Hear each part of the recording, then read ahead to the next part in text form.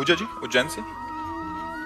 राधे राधे महाराज जी। महाराज जी, आप कहते हैं कि बिना साधना या तपस्या के प्रभु नहीं मिलते, तो महाराज जी वो तपस्या या साधना कौन सी करनी है? जैसे शब्द, स्पर्श, रूप, रसगंध, ये 5 तन्मात्राएं हैं, 5 ज्ञानेंद्रियों के द्वारा इनका भोग होता है। इसे हमें धर्म पूर्वक भोगना है और अधर्म की वृत्तियों का त्याग करना, यही तपस्या है।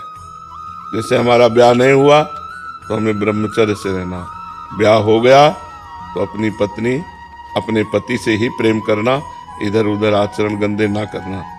यह हुआ जनेंद्री का।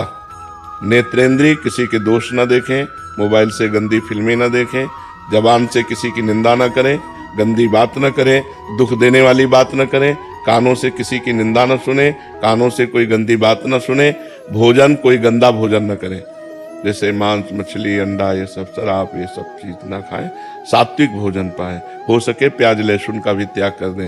तो ये जो हमें त्याग करने में कष्ट प्रतीत होता है, ताप लगता है, उसी को सह जाना तपस्या है। और भगवान का नाम जप करना सबसे बड़ी तपस्या है। आप देखो, भगवान का नाम जप करके मन लगता नहीं भगवान के नाम में, संसार में भागता है। तो संसार में भागते हुए मन को बार बार घसीट कर प्रभु में लगाना और अपनी इंद्रियों को वश में रखना, यही तपस्या है।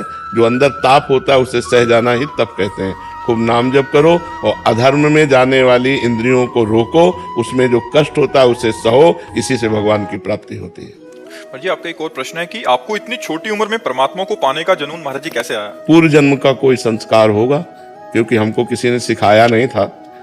बस वो जब एकांत में आके बैठते तो बस अंदर एक जलन पैदा हो जाती कि माताजी मरेंगी, पिताजी मरेंगे, कोई हमारा है नहीं यार, तो फिर है कौन? ये जो विचार आते थे, ये हमें अब आभास होता है कि पूर्व जन्म में भजन किया होगा तो अधूरा रह गया होगा। उसे पूरा करने के लिए बचपन से ही ब्राह्मण के घर में जन्म हुआ, तपस्वी ब्राह्मण के घर में, जहाँ मतलब विशेष सांसारिक सुविधाएं नहीं थी।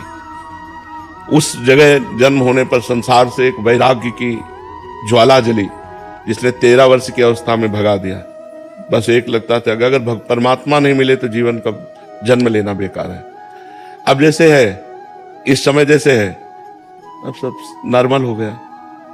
जैसे अपना युद्ध विजय हो जाए तो राजा अपने सिंहासन पर बैठकर शांत आनंद लेता है, ऐसे सब काम खत्म, शांत एकदम। अब जोई जोई प्यारो करे, सोई मोहि भावे जैसे प्यारे चलावे, जैसे प्यारे रखे, जो प्यारे करे, बस ऐसे रह गया है। तो वो पूर्व जन्म का भजन से प्रेरित भाव था, ना कि हमारा कोई सत्संग। अब 13 वर्ष के बच्चे से क्या सत्संग?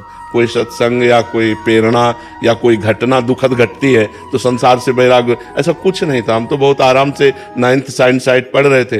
बस वो पूर्व का जो संस्कार था उसी ने हमें भगाया। महाराज जी, जैसे आपने बोला कि अभी युद्ध विश्राम होके, तो महाराज जी ये स्थिति साधना से आती है या कृपा से? नहीं, कृपा से मनुष्य जन्म मिला, कृपा से भगवान का मार्ग मिला, कृपा से भगवान का भजन हुआ। पर अगर साधना नहीं होगी तो कृपा का अनुभव कैसे होगा?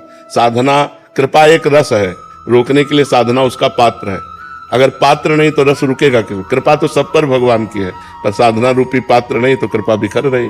सब पर मोरी बराबर दाया, भगवान कह रहे, सब मम प्रिय सब मम उपजाए, सब मेरे प्यारे हो, सबको मैंने ही प्रकट किया है, सब पर हमारी दया कृपा है। पर सब भजन नहीं करते, मनमानी आचरण करते हैं, इसलिए कृपा का अनुभव नहीं कर पाते। भजन करो तो कृपा का अनुभव हो जाएगा। महाराज जी, प्रारंभिक साधक क्या गुरुजनों की बात मानते हुए, या उनको भी पूरी यात्रा वैसे ही करनी पड़ेगी जैसे आप? नहीं, अगर बात मान ले, जैसे जो हम 10 वर्ष में समझे वो हम तुम्हें 10 सेकंड में बता रहे हैं कि जीवन का सार ये है, तो बस उसे पकड़ लो। तो तुम्हें 10 वर्ष भ्रमित नहीं होना पड़ेगा, तुम्हें इतने राउंड नहीं मारने पड़ेंगे जितना चक्कर करके हम जो बात समझे। इसीलिए तो तात स्वर्ग अपवर्ग सुख धरी तुला एक अंग, तूल न ताय सकल मिल जो सुख लव सत्संग।